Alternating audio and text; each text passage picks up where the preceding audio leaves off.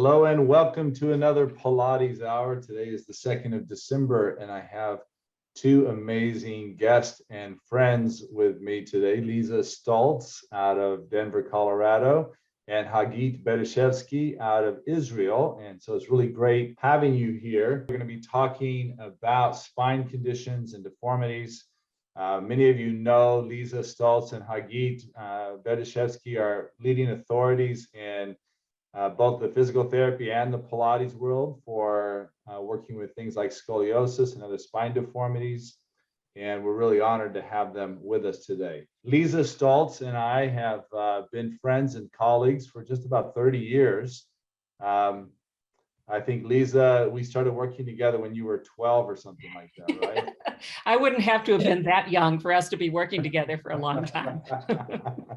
But we met through Angela Crowley, and Angela was one of our very first host sites for Polestar.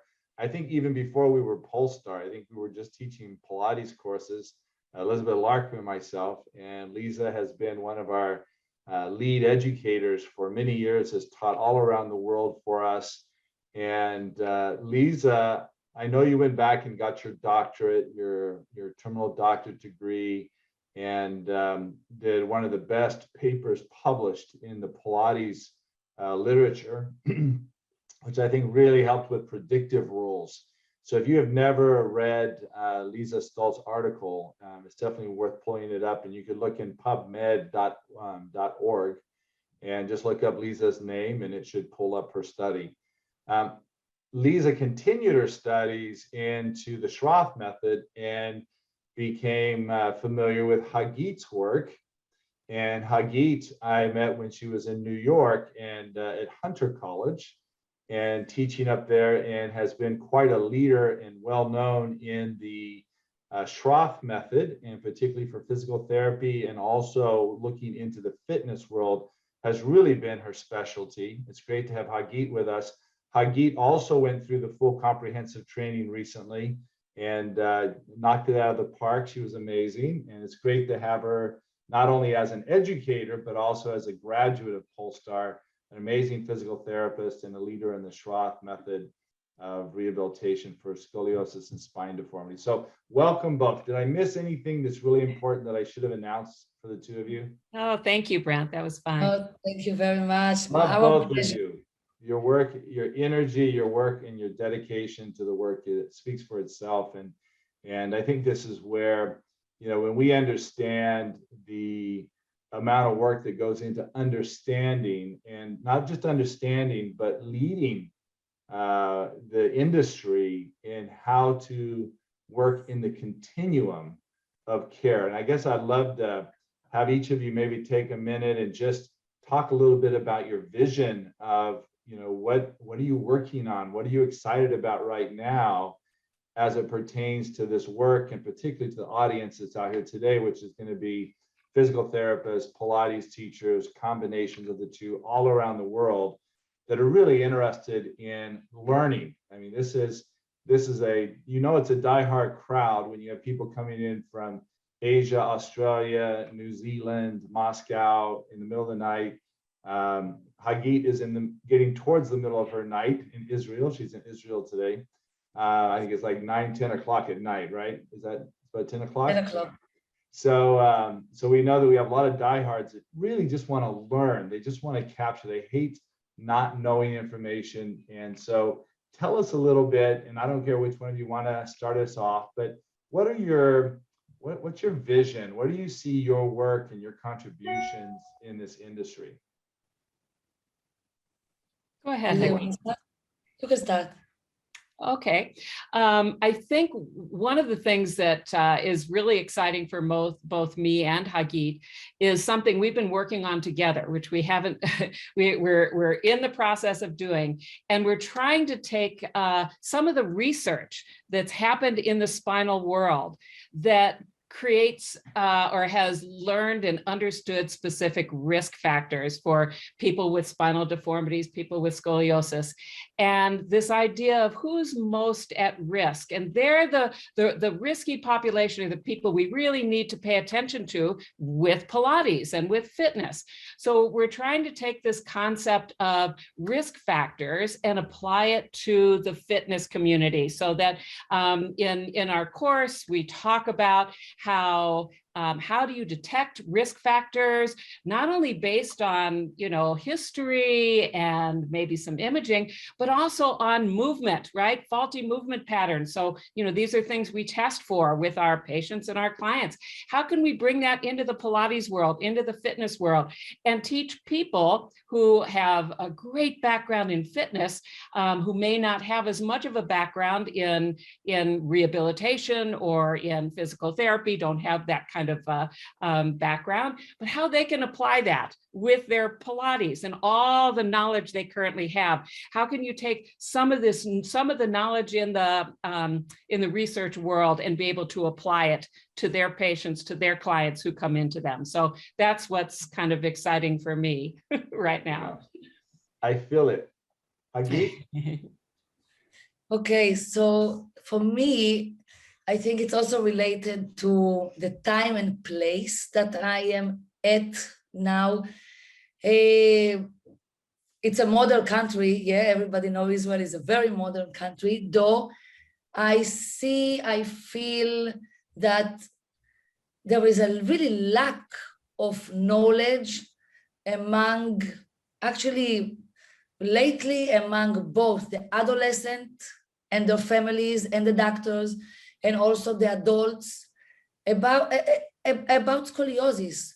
What can you do? What is more risky for your spine in order to prevent progression in the future as an adult, but also in adolescent. In the last week, I had two adolescents, or one 8-year-old and one 12-year-old, where it was just completely misdiagnosed or mistreated, where doctors are not, it's not that I'm not against doctors, but there was no screening for scoliosis. There's no screening for the adults, less advise what to do in terms of your scoliosis and your fitness for the future.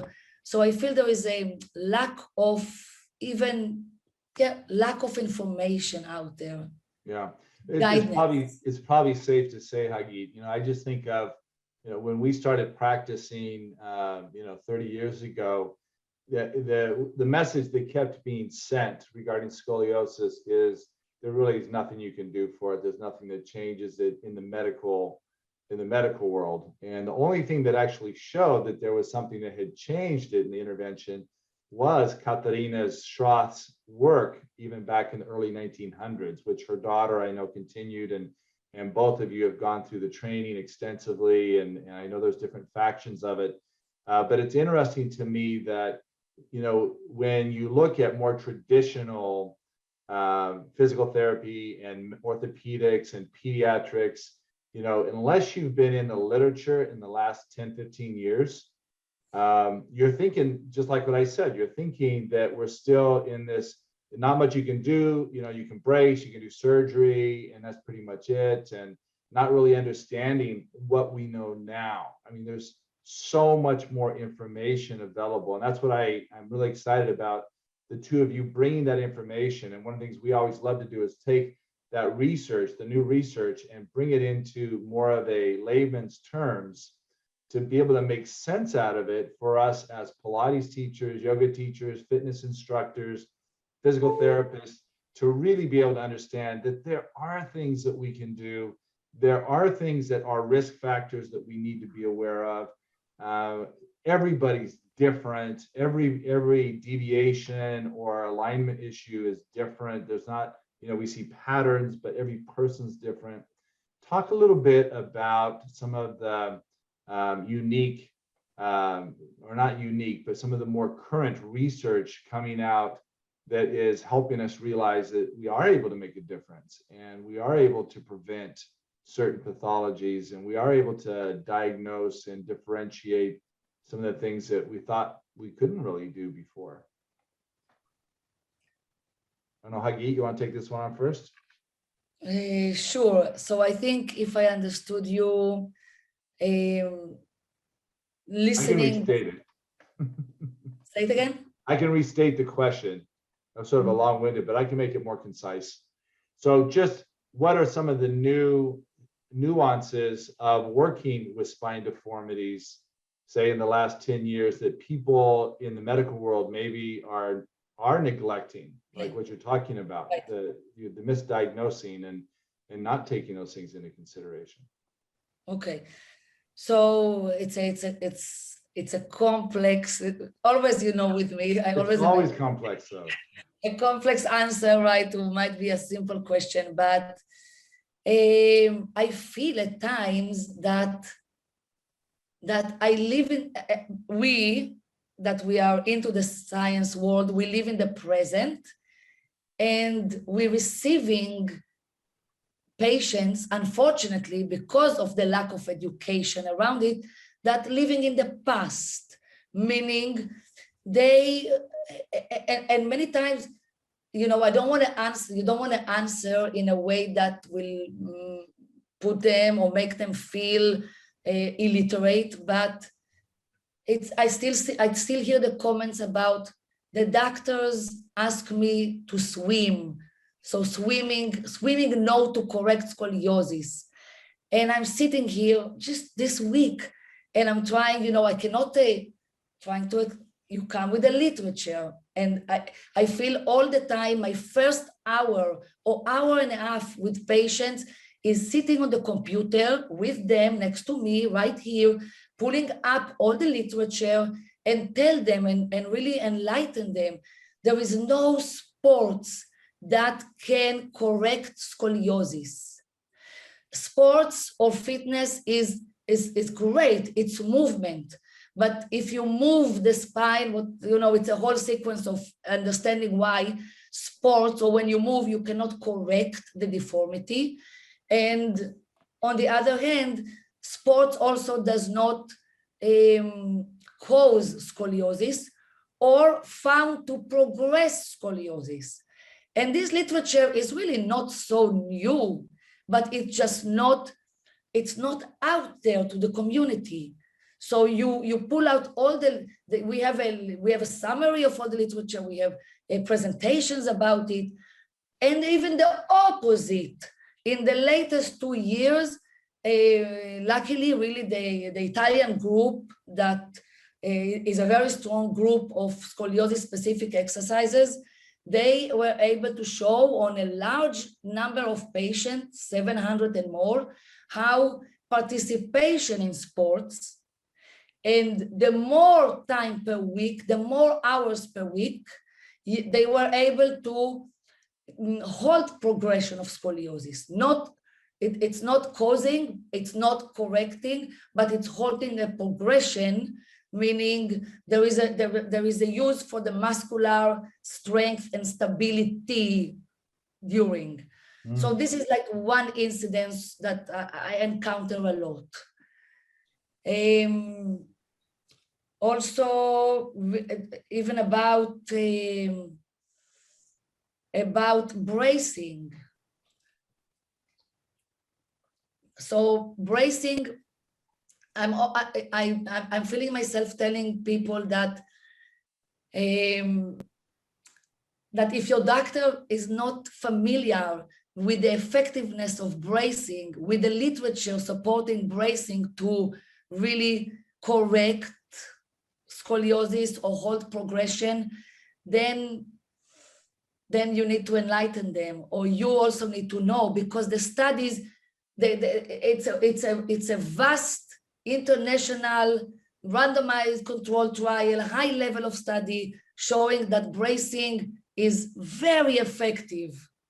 So the unknown, and the doctors still releasing patients with 25 and 30 degree adolescent with no bracing, it's you know what, it twisted my heart.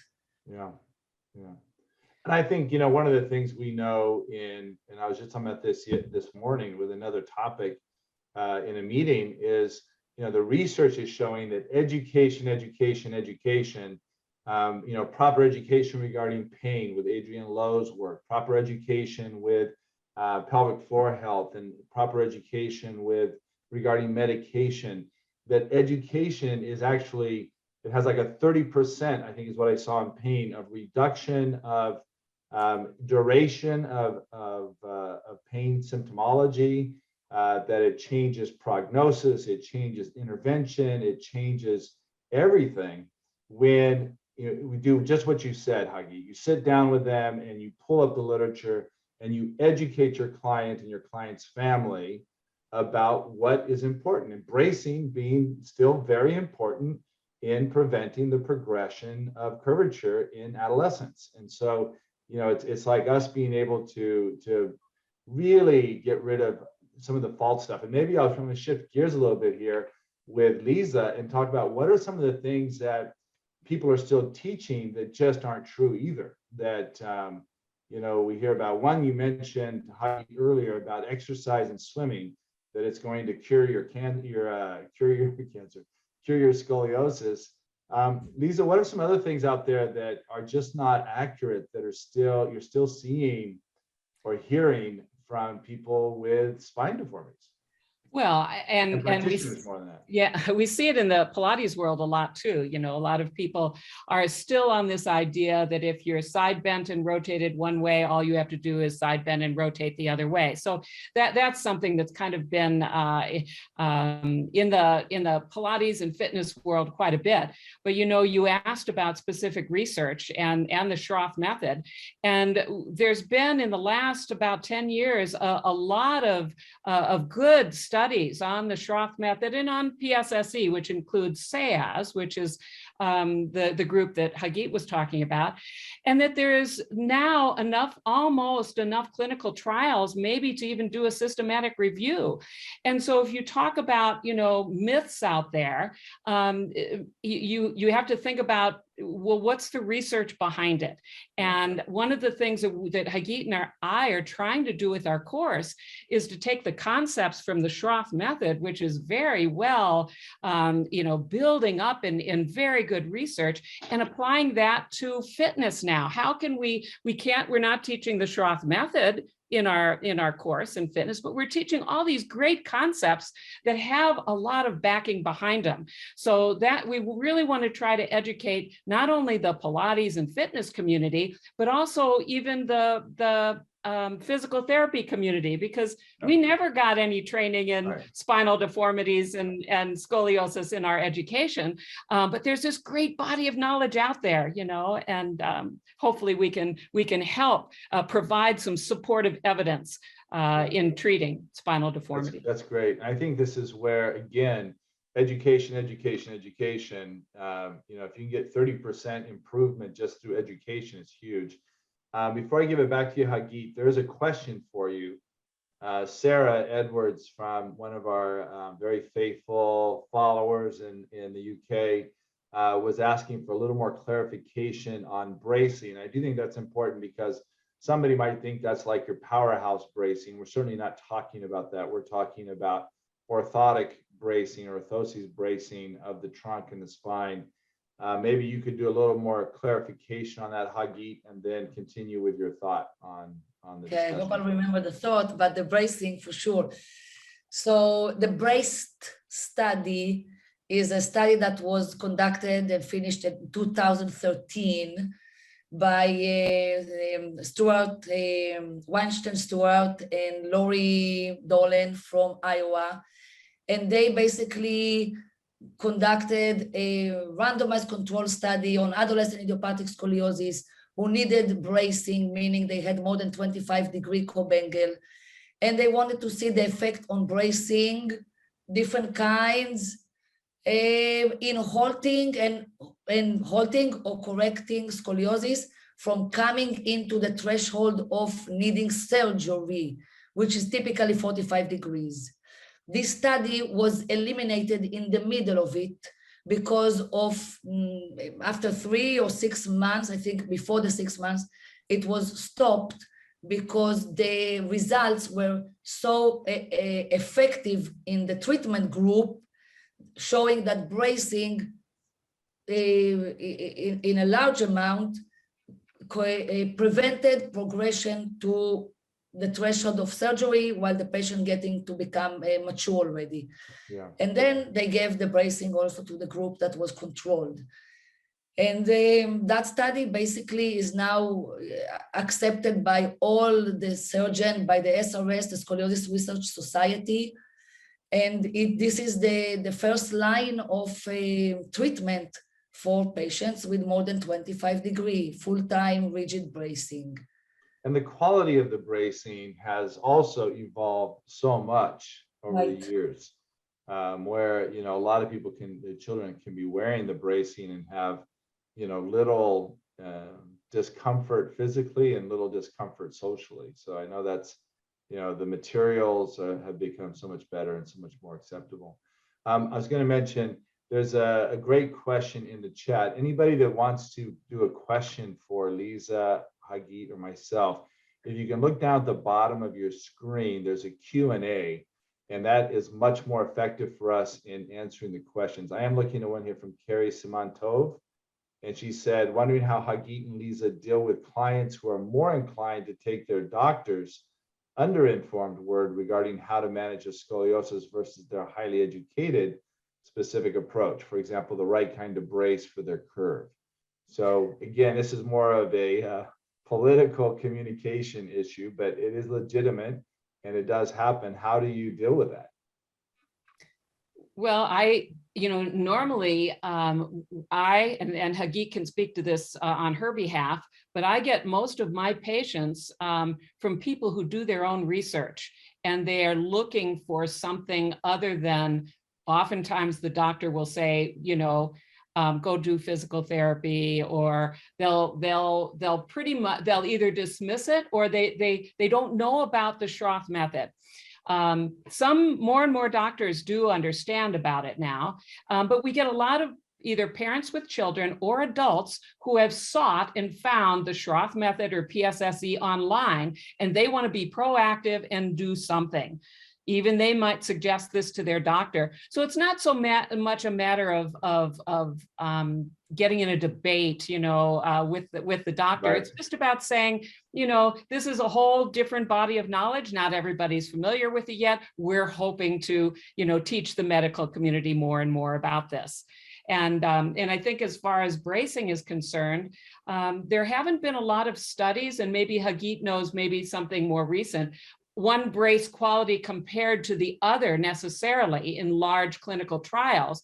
But what you want to do is get a good orthotist, someone who you know is good, who has a good reputation. It's almost like everything, whether it's in the medical world, you want a good podiatrist, you want a good, you know, someone who's a good chiropractor. If you see chiropractors, you just need to find someone who does quality work. So if somebody's a good orthotist, I have two in town that I send my patients to.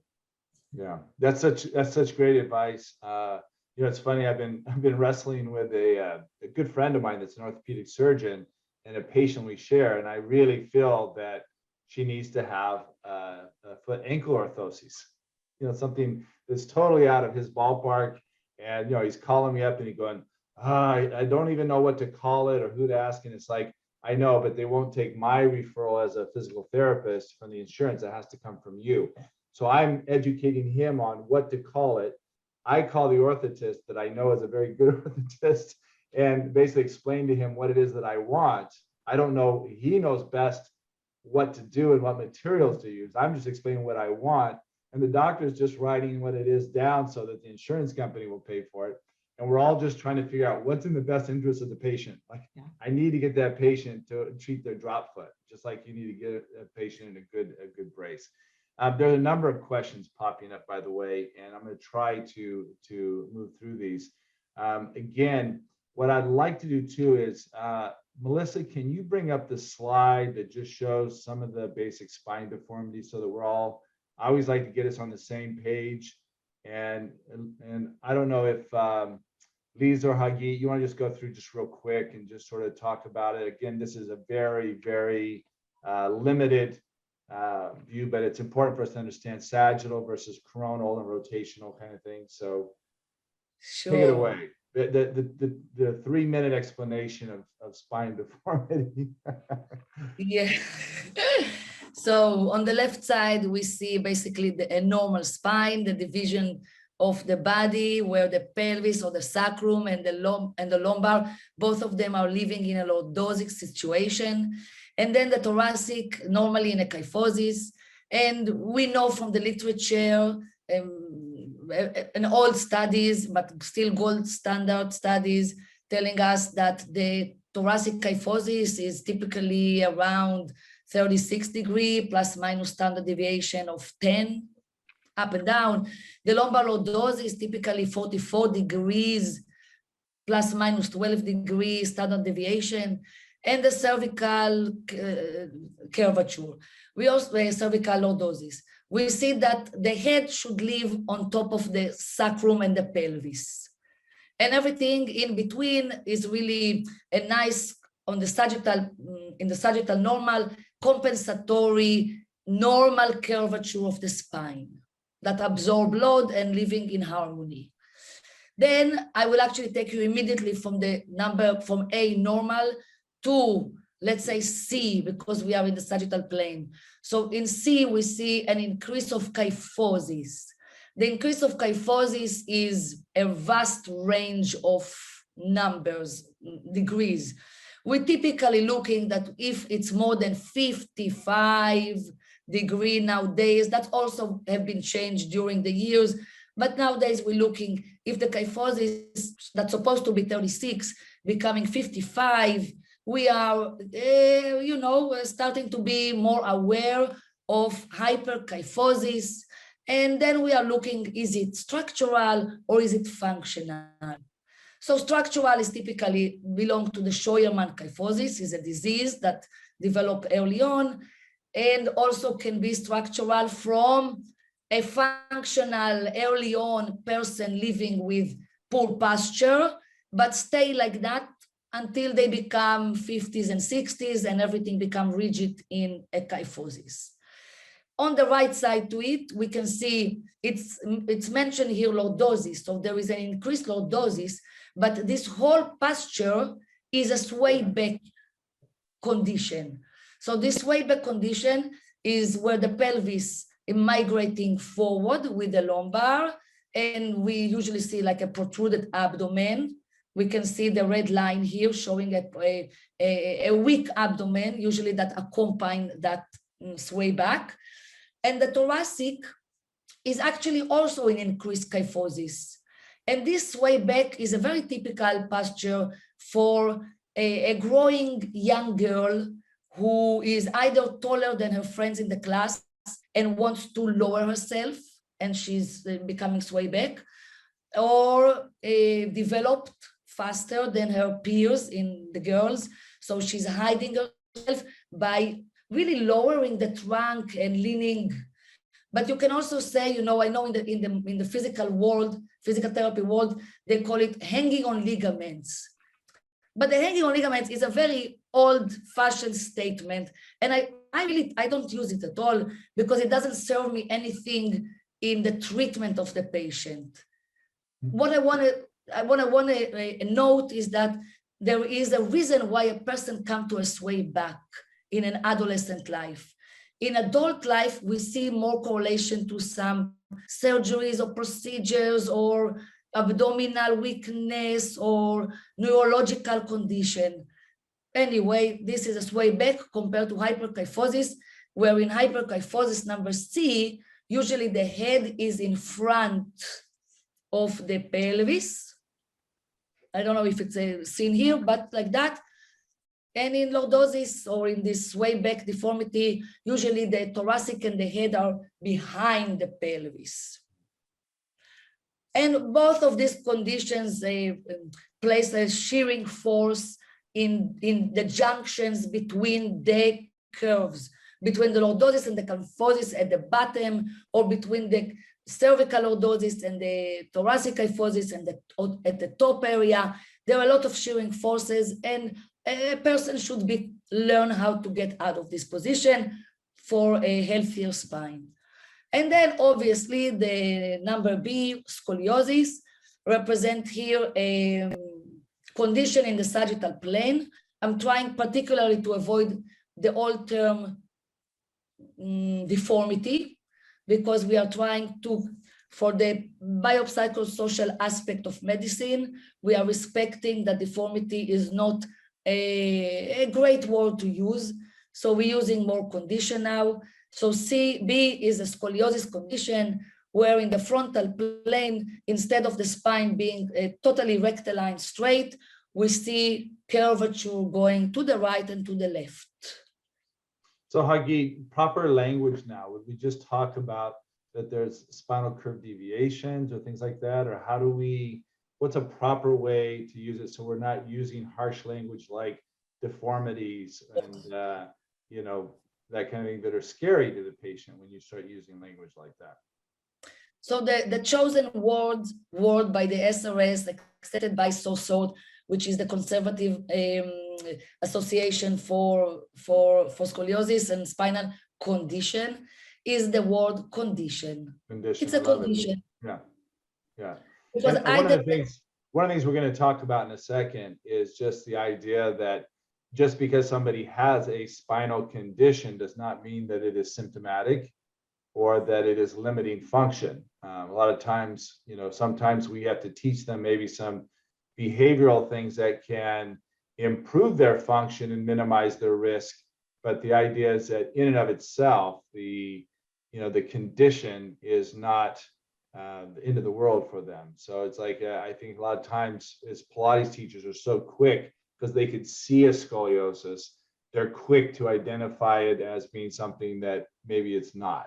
And so that's why this course coming up that I think you do together is going to be so crucial to really be able to assess. Like my understanding too, just listening to you guys prepare and film, is that the sagittal extreme conditions are often much more risky than some of the coronal or the ones that we might see in the other planes, that the lumbar shear force tends to be much more symptomatic than say a thoracic lateral curve in the spine. So it's us understanding which ones actually have greater risk, which ones are more likely to have shear force, which ones are, you know, need a little more of the umbrella approach and a little more axial elongation and using breath to help them.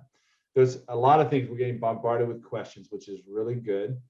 There's one more technical thing that I want to do, and if Melissa, if you can bring up the slide on spondylolisthesis, because we had questions coming in before, and I see them coming in again. Lisa, you want to just take a short minute just to explain what a spondy is?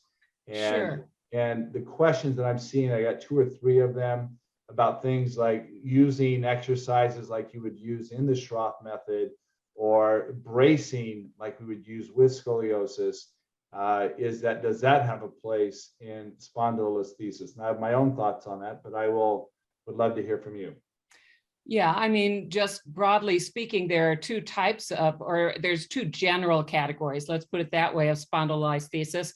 One exists in the youth and can often be the result of a pars fracture. And it's the case where one vertebra will tend to slide forward. So it's an anterior listhesis and create a level of stability or instability. And they are graded, grade 1 through 5, based on how much slippage forward there is. So we see this a lot, whether it's in scoliosis or not, in people like gymnasts or anyone who has a lot of impact like stresses on their body, particularly when the bones aren't fully mature yet. Right. But in adults, we see what's called a degenerative spondylolisthesis. And then this can happen because of some instability due to a degenerated disc or a degenerated segment.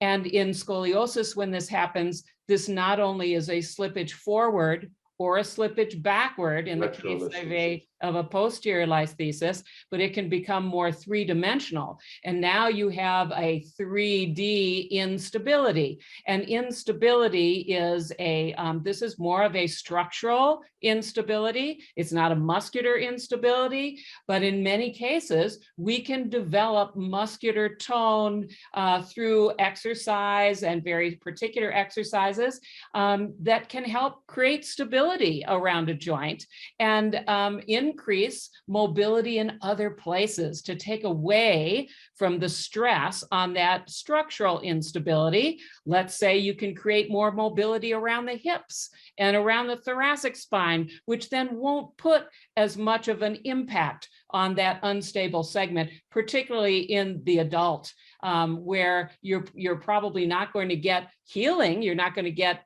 undegeneration.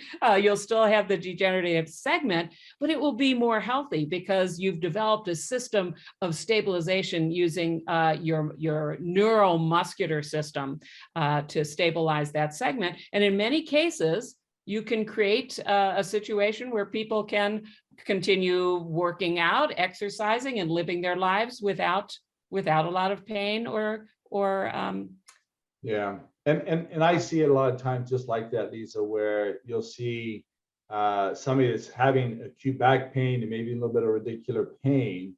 And by the time they get an MRI, it shows up that they have a spondylolisthesis but that might be 20 years old. And the question is that what's causing their acute pain, or did they do something that it is preventing it from healing up? You know, it might, because of the almost like a stenosis, that's narrowing around the nerve root opening and causing those problems. And one of the things that we spent so much time on in Polestar is understanding the idea of distribution of movement equals distribution of force. So as you said, if we can get better strategy of moving the hips and a little better thoracic mobility and upper lumbar mobility, we can also potentially decrease the amount of shear force going through that segment if that's really what the problem is.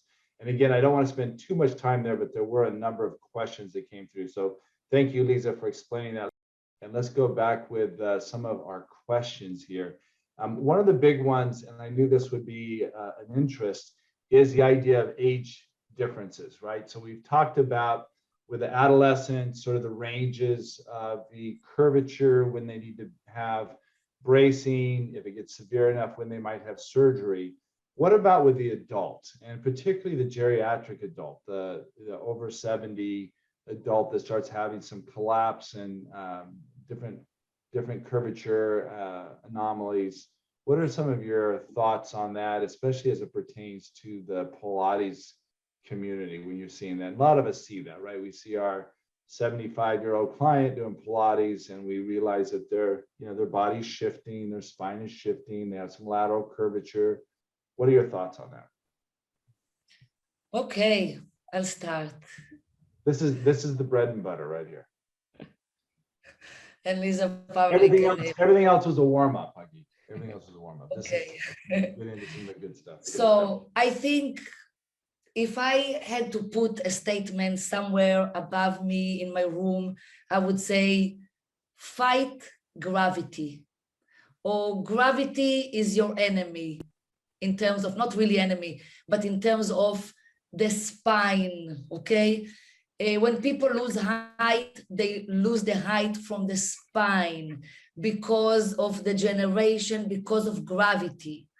As the same, different anecdote, but the same, when scoliosis just started to develop in a 10-year-old with a 10 degree, and you take them to space when there is no gravity, maybe scoliosis will not progress because there is no gravitation on it. Actually, that was my daughter's idea when she wanted to become an astronaut. And she saw that I live in the scoliosis world, so she asked me about it. And I think it's actually a very logic idea. So with elderlies, we are only, I know it sounds terrible, but that's how, when I talk to my community here, luckily, so finally I have a community in my whole village when I grew up and I was 10-year-old, now they are 80 and now I give them back. So everyone in this community is going downwards. You don't see people all of a sudden become erect and upright and open and the spine's getting stronger, the muscles. No, we are with time coming down. So the essence is clearly that people need to lift their trunk, lift their rib cage, hold their head over their pelvis, because the lumbar without any support is accepting the collapse of the weight of the trunk. With the decrease in muscle strength over the year, I think 7% every decade from age 30 and on. So when I want to take that and make a clinical implication in exercises, I'm sorry, but unless you have a spondylolisthesis and you have a really sharp lordosis, the majority are losing their lordosis. And this is the essence of all spinal deformity, adult spinal deformity. Losing the lumbar lordosis with decrease anyway of back extensor musculature, becoming more kyphotic. What is the point to do flexion exercises in any of the fitness variations? So my class here to I giving back to my friends' parents is, and they know it, you come for an hour of upright, erect exercises. There is no flexion. I don't do also extension. They don't need, bridging or other things, but it's all about activate your erector spine in an upright posture. Yes, you're gonna feel them. Yes, myself too, when I stand upright, in 5 seconds, I feel my low back, but it's okay because finally we working them.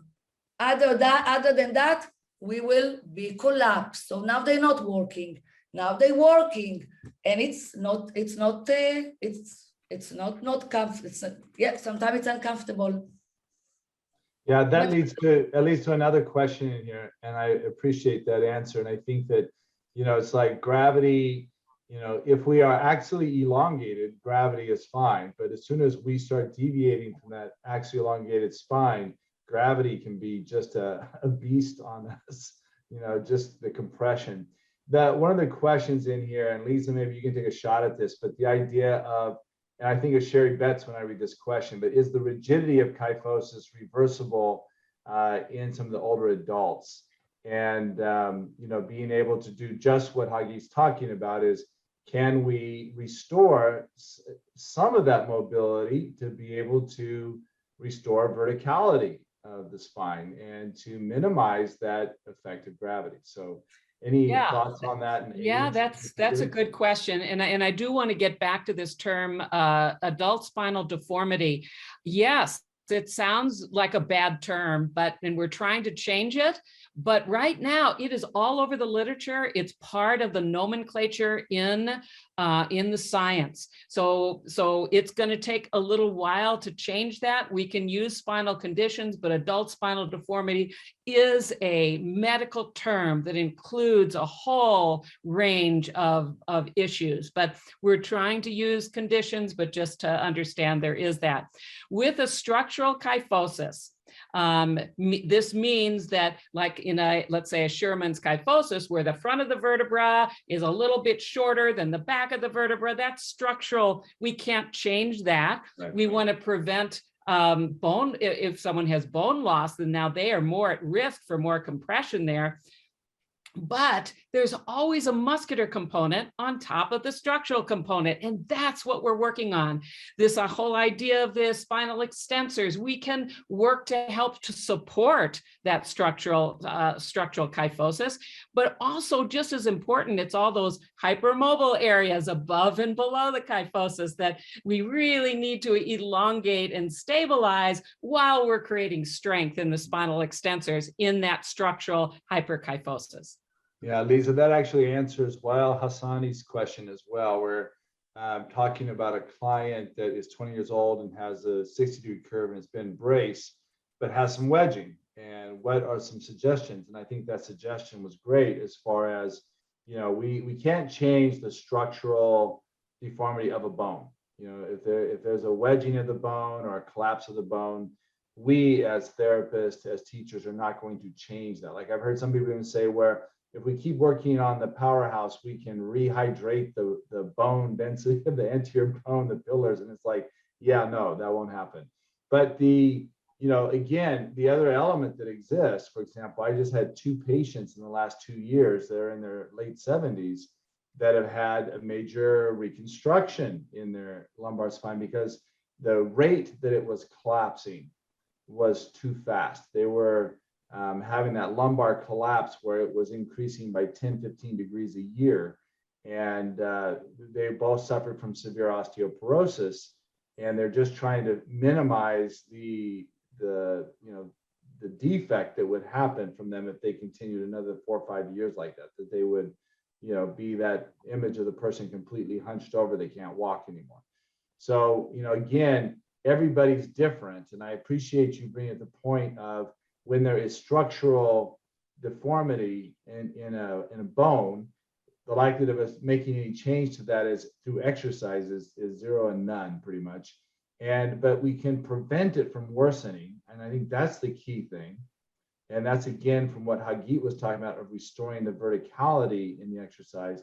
And what you're talking about, Lisa, of the strength and the musculature, the neuromuscular system to be able to provide the control around that posture and to minimize the collapse in front. And this goes right in with a lot of our contraindications if you have bone density issues with aging, is we avoid flexion exercises like Hagit was talking about. We don't need to give them more flexion strength. We need to give them more axial length strength and stability to withstand gravity. So, and somebody made a great comment here. I think that was Terry Anique said, make gravity your friend, not your enemy, is what Joseph Pilates used to say. So that's a great one. And we make it our friend by getting people to stand straight. That's what Joseph was referring to.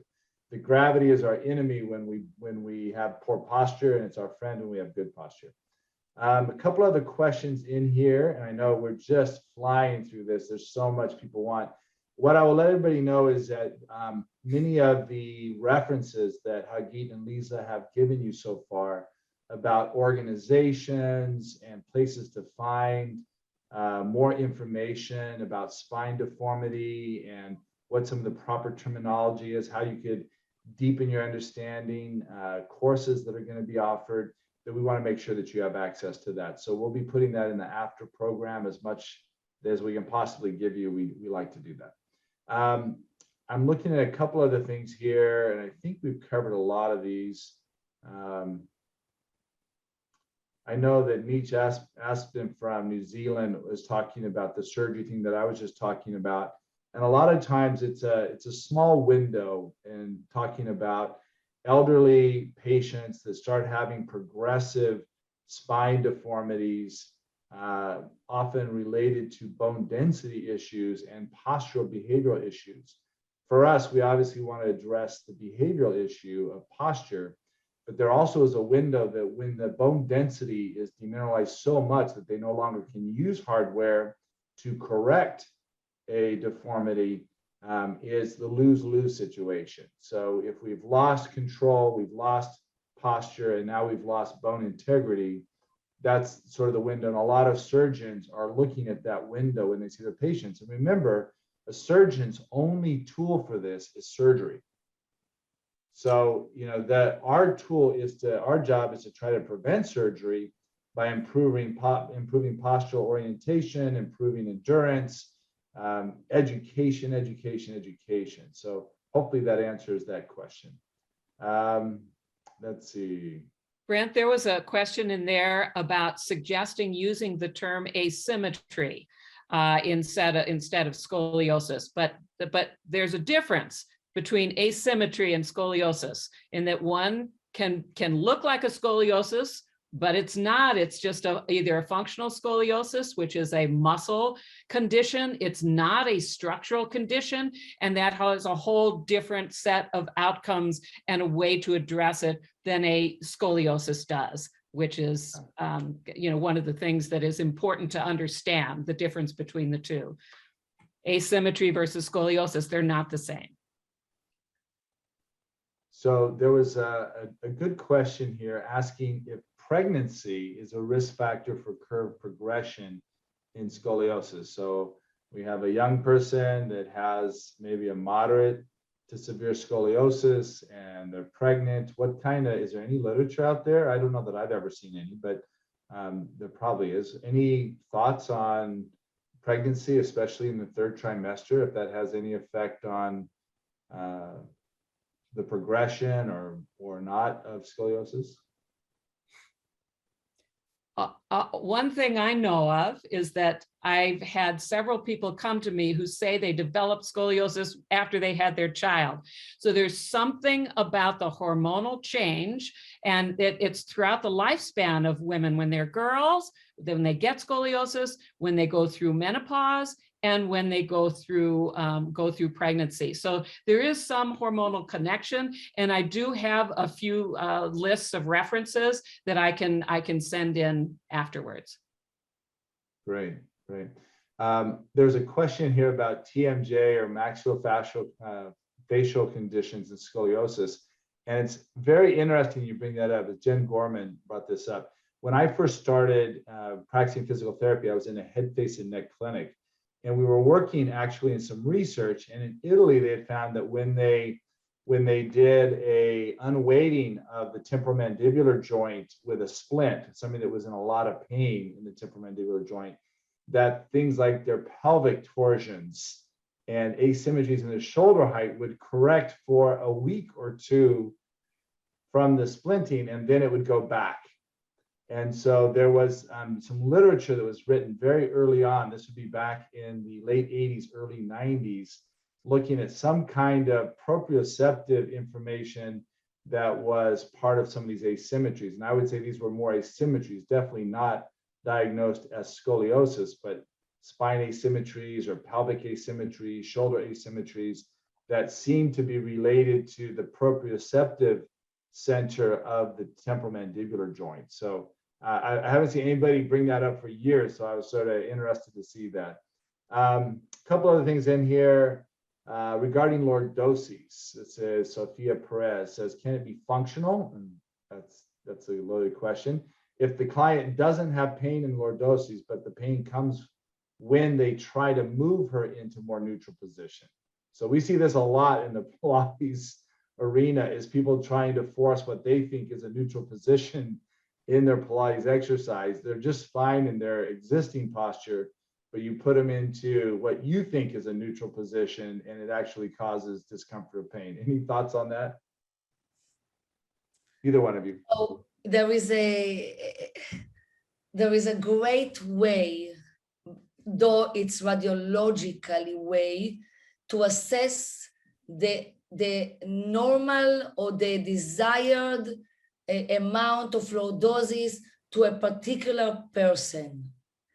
And that may be in conjunction, if you are a Pilates or fitness instructor and you are doubting about this question, and you can have a short therapist that are now all around the world, connect to one of them, and the therapist can look at the x-ray from the sagittal plane and measure the pelvic incidence, which is an angle that forms between the hip axis and the sacrum. And the pelvic incidence is typically something that is very individual to the person. And whatever your pelvic incidence is, a measurement in the pelvis, whatever it is when you mature, it is typically carry on with you until your last day of life. Maybe it changed by a degree or two, but leave it, it doesn't matter. So this pelvic incidence that is carried with you all your life is in a good correlation to your lumbar lordosis angle. Therefore, when someone comes to me and I see that their pelvic incidence is 56 degrees, and I know that their lordosis is supposed to be within 10 degrees from this pelvic incidence to be in harmony, to say that there is a spinal pelvis harmony in this person. I'm expecting, when I look at the lordosis, I'm expecting that the lordosis will be within 10 degrees from this 56. All of a sudden, I see a lordosis of 20 degrees. Or lordosis typically don't happen on the high end, hyperlordosis. But it's not like the pelvic incidence that dictate your amount of lordosis. Then I know there is a mismatch between what you're supposed to have as a lordosis than what you have now. Something happened to you. Maybe most commonly, people losing their lordosis. But it can happen that if in that case, I think what they meant, they have more lordosis, maybe from a spondy or something like that, but it's typically less common. Then I can say, okay, you know, I shouldn't force this person to gain, or when there is a correlation, I don't need to gain or to lose. Even if the pelvic incidence is low, 20 degrees, and the lordosis is low, 30 degrees, I keep it as is and I don't force it. Not this way, not the other way. But for that, you need to know.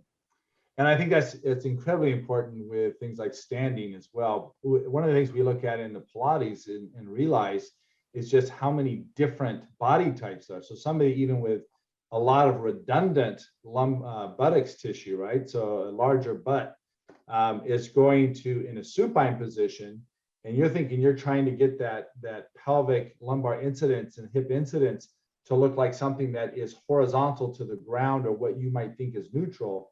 Actually, it would create a shear force unnecessarily in the lumbar spine versus allowing there to be a little bit of the angle based on the fact that there's more redundant tissue. It's like their pelvis is sitting on a pillow. So it's going to create a higher, what looks like a higher lordosis, when in reality, it might not be at all. And I think there's a lot of these things. And one of the things I want to make, the rest of the question, when I have a chance to go in any more questions, there's some great questions in there. We appreciate it. A lot of these questions are going to be answered in the course that Lise and Hagit offer. And the reason why I say it is because they go into great depth. Things like, you know, the what ifs and what about this kind of a patient and what about this kind of, you know, scoliosis or this age. And the one thing I want to make very clear, and you know this is true if you followed the Pilates Hour at all with us in Polestar, is we treat the individual. We don't treat the pathology. We don't treat the malalignment. We treat the individual. And so, matter of fact, we do have a little recording as part of the course that we did discussion for Lise and Hagit's course, where we're talking about function. We're talking about people's beliefs. We're talking about people's perception of themselves, and that we need to feed into the positive perception, feed into the positive education of what they can and how they can best function in a lifestyle that they believe they should be participating in. And with that, there is no recipe. So I saw questions like, what's a good exercise for C curve? I ignored all of those questions, not because I don't think they're important. I think they're important, and you're going to get those answers when you take a full 2-3 day course, and it's going to be online, so you can attend from anywhere in the world. There'll be live parts of it. There's models. There's some amazing content inside the course. It's very well done. But again, looking at it not from saying, what's a good exercise for a S curve or a C curve or reverse this curve, or it's like really understanding what is the problem, right? What are we dealing with? What do we want to provide for them? And then based on all the information you gather, you make very intelligent decisions. And the only way you make intelligent decisions is by learning how to critically reason in that population. And that's what, you know, Lise and Hagit's course is special for, is looking at, you know, spinal alignment issues and conditions that we need to have this knowledge. We need to have this information as movement practitioners. I can tell you, I see a lot fewer spines that I would say are perfectly aligned than I see with malalignments and deformities. And that's really more the norm. So I don't get too concerned about it, but we have to understand it, especially when they show up and they have pain. We have to be able to differentiate, is their pain associated with a deformity or is it something else? 95% of adults are going to have low back pain in the United States. It's not necessarily associated with a disc herniation or a spondy or a scoliosis. Matter of fact, often it's not. So these are the kind of things we have to be able to differentiate. As we bring it to a close, I'd like to have each of you just maybe share one thought to the audience.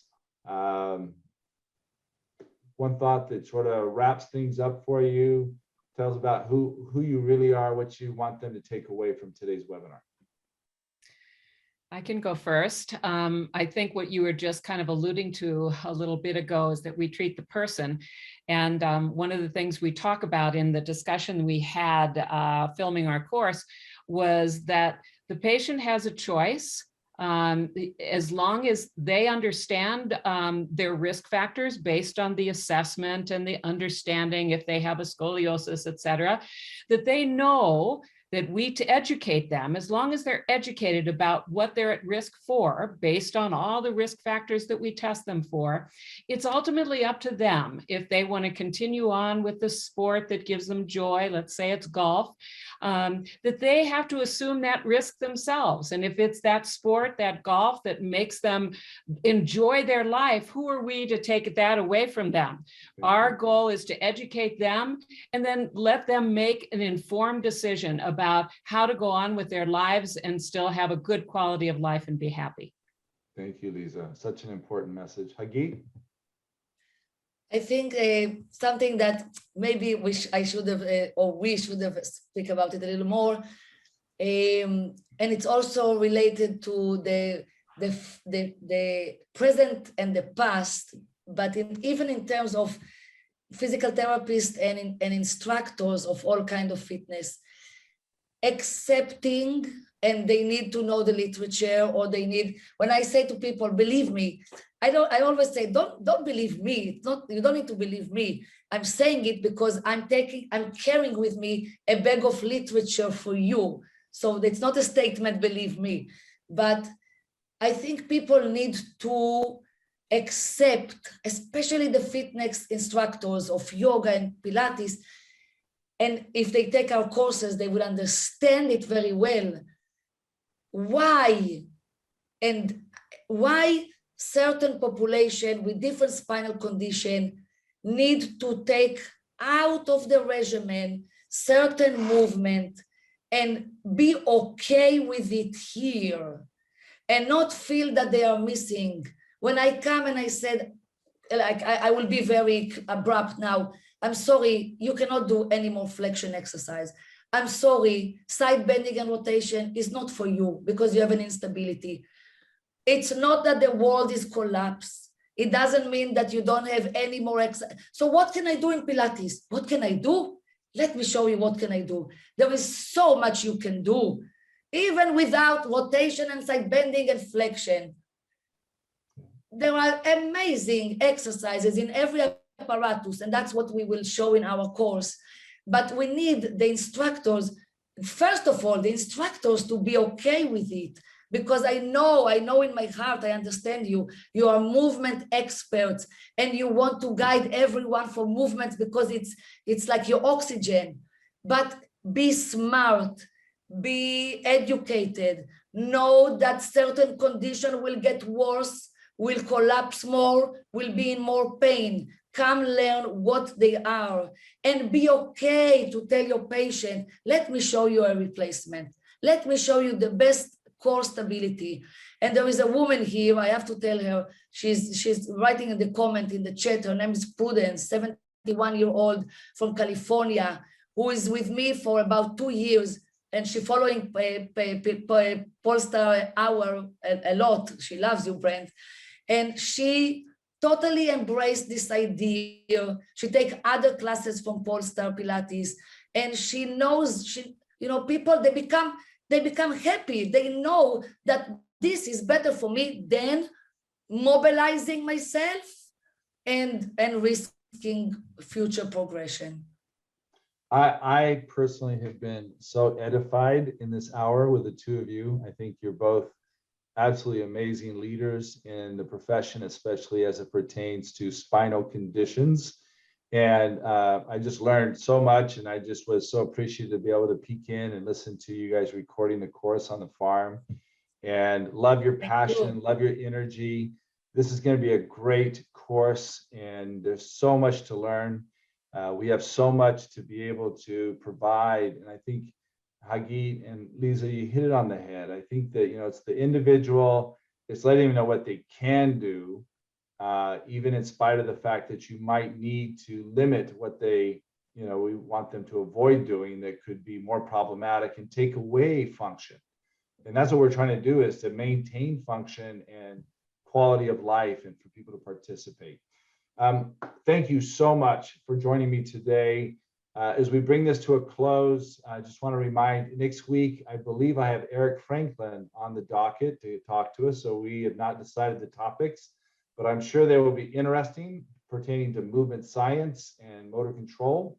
So that'll be a fun one. And then also, a lot of you have been writing in. If anybody else is interested in being an early adopter of a new product that we're going to be releasing in the new year for sleep with cannabidiol, CBN, that we have been having some real positive experiences with, which also have to do with pain and sleep and anxiety, those kind of things. But the CBN, just send me a message and I will communicate with you separately.